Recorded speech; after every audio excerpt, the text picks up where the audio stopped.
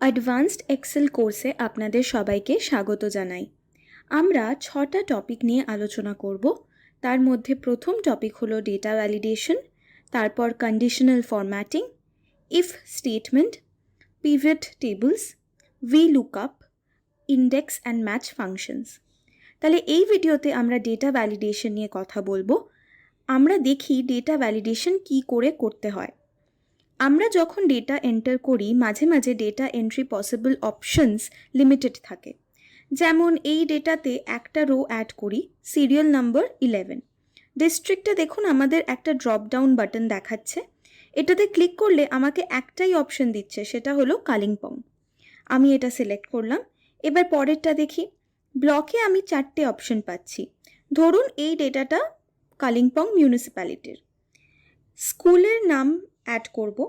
আমি UDI score add করার চেষ্টা করব, কিন্তু আমি কোনো ইউডিআই স্কোর জানি না, তাই জাস্ট 1 2 3 4 লিখব।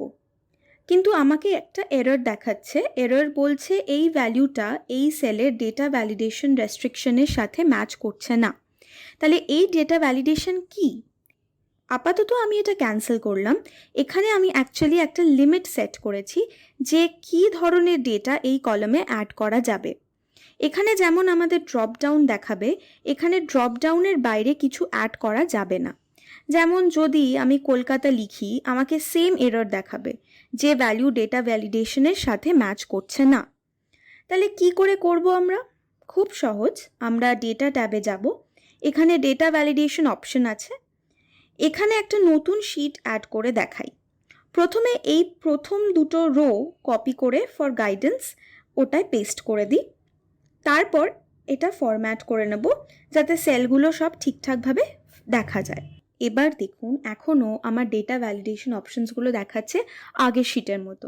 তাহলে আমি এটা সিলেক্ট করব, ডেটা ভ্যালিডেশনে ক্লিক করব। এটা বলছে erase current settings and continue. Okay click করব, আবার ওকে। এবার ডিস্ট্রিক্ট কলামে যাই। আমি এই অবধি অ্যাড করব, আর ডিস্ট্রিক্ট হবে শুধুমাত্র কালিম্পং। তাহলে আমরা কিভাবে করব?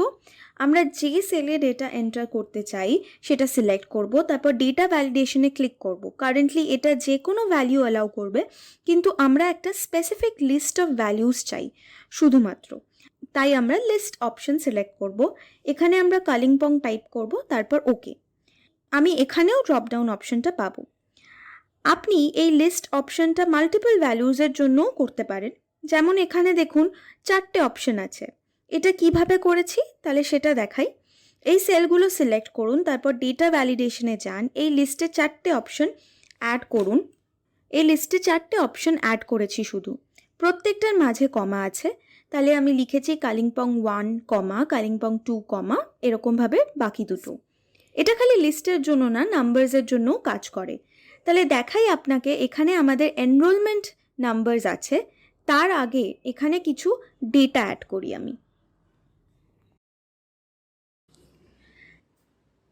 তাহলে দেখাই আপনাকে, এখানে আমাদের এনরোলমেন্ট নাম্বারস আছে।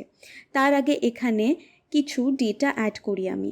এবার আমাকে এনরোলমেন্ট ডেটা অ্যাড করতে হবে। যেমন আমি যদি নান লিখি, এরর আসবে, কারণ এই পুরো এরিয়াতে আমি ডেটা ভ্যালিডেশন অ্যাড করেছি। এই প্রত্যেকটা সেলের খালি নাম্বারস অ্যাড করা যাবে। দেখুন আমি ডেটা ভ্যালিডেশন অ্যাড করেছি, যেটা বলছে it only allows whole numbers. তাহলে নাম্বার যেটা 0 থেকে বড় বা ইকুয়াল টু 0।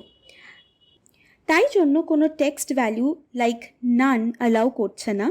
একই রকমভাবে কোনো নাম্বার যেটা 0 থেকে কম সেটাও অ্যালাউ করবে না, যেমন -1 বা -10। তাহলে 0-র বেশি বা 0 এখানে আমরা অ্যাড করতে পারবো। তাহলে ভ্যালিডেশনের আরও কিছু অপশনস আছে, সেগুলো তাহলে আমরা দেখে নিই। ধরুন এই স্কুলের নামে আমি কিছু ডেটা ভ্যালিডেশন অ্যাড করতে চাই। এইগুলো সব অপশনস হোল নাম্বার, যেমন আমরা এনরোলমেন্ট ফিগার্সের ক্ষেত্রে দেখলাম, ডেসিমাল যেটা স্যালারি ফিগার্সের ক্ষেত্রে ইউজ করা যেতে পারে, লিস্ট আমরা অলরেডি দেখেছি, ডেট আর টাইম, তারপর টেক্সট লেন্থ।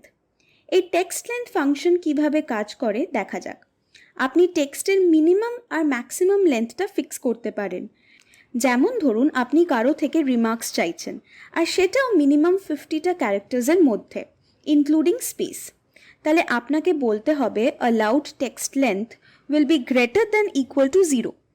এবার আমি এখানে যদি রিমার্ক লেখার চেষ্টা করি, ধরুন নো রিমার্কস, এক্সেল অ্যালাউ করবে না কারণ অ্যাটলিস্ট 50 ক্যারেক্টার্স হতে হবে ইন লেন্থ। এবার যদি ট্রাই করি, ধরুন লিখি this is a remark that is hopefully at least 50 characters in length. এটা হবে কারণ এই পুরো সেন্টেন্সে অ্যাটলিস্ট 50 ক্যারেক্টার্স আছে। আপনি কি কিছু খেয়াল করেছেন? এই শিটে ফিরে যাই একবার। প্রথমটা দেখি যেখানে অপশনস খালি কালিম্পং আছে। যদি অন্য কিছু লেখার চেষ্টা করি তাহলে বলছে যে this value doesn't match the data validation restrictions. আর ইউডাইস স্কোরের এখানে যদি অন্য কোনো নাম্বার লিখি তাহলেও সেম কথা বলছে।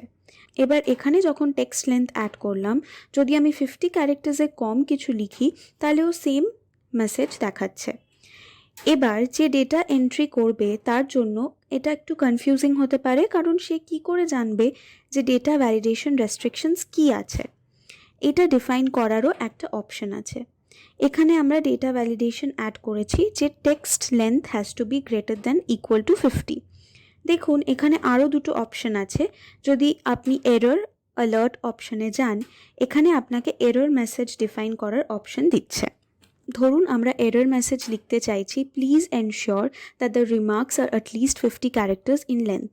এবার যদি আমি 50 ক্যারেক্টার্সে কম কিছু লিখি, দেখুন কি দেখাচ্ছে, আমাকে এক্স্যাক্টলি কি করতে হবে বলে দিচ্ছে। এইভাবে যারা ডেটা এন্ট্রি করবে তাদের আমরা গাইড করতে পারি। ইউডাইস কোড ডেটা ভ্যালিডেশনটা যদি দেখি, আমি এখানে একটা ইন্টারেস্টিং জিনিস করেছি। আপনারা জানেন ইউডিআই স্কোরের একটা স্পেসিফিক প্যাটার্ন আছে। ওয়েস্ট বেঙ্গলের 19 হলো স্টেট কোড, তারপরে 240 ডিস্ট্রিক্ট কোড। আমি জানি কালিম্পংয়ের ইউডিআই স্কোর শুরু হচ্ছে 19240 দিয়ে, তারপর আরও 6টা নাম্বার। তাহলে আমি ডেটা ভ্যালিডেশনটা কিভাবে ডিফাইন করছি, যে it allows only whole numbers, but whole numbers has to be between 19240 তারপর আরও 5টা জিরো থেকে to the maximum possible value, যেটা এই ডিস্ট্রিক্টের জন্য হবে 19240499999। এই জন্য ডেটা এন্ট্রির সময় যদি কেউ খুব ছোট ভুলও করে, যেমন 19240 জায়গায় অ্যাক্সিডেন্টলি 500101 টাইপ করে দিয়েছে, এক্সেল সেটা অ্যালাউ করবে না, কারণ কালিম্পং ডিস্ট্রিক্টের ইউডিআই স্কোর 1924040 পর আর কিছু নেই। এইভাবে ডেটা এন্ট্রির সময় ছোটোখাটো ভুল এড়ানো যেতে পারে, আর এটাই হলো ডেটা ভ্যালিডেশনের কাজ। এই ভিডিওর অ্যাসাইনমেন্টটা কাইন্ডলি করার চেষ্টা করবেন। আবার দেখা হবে পরবর্তী ভিডিওতে।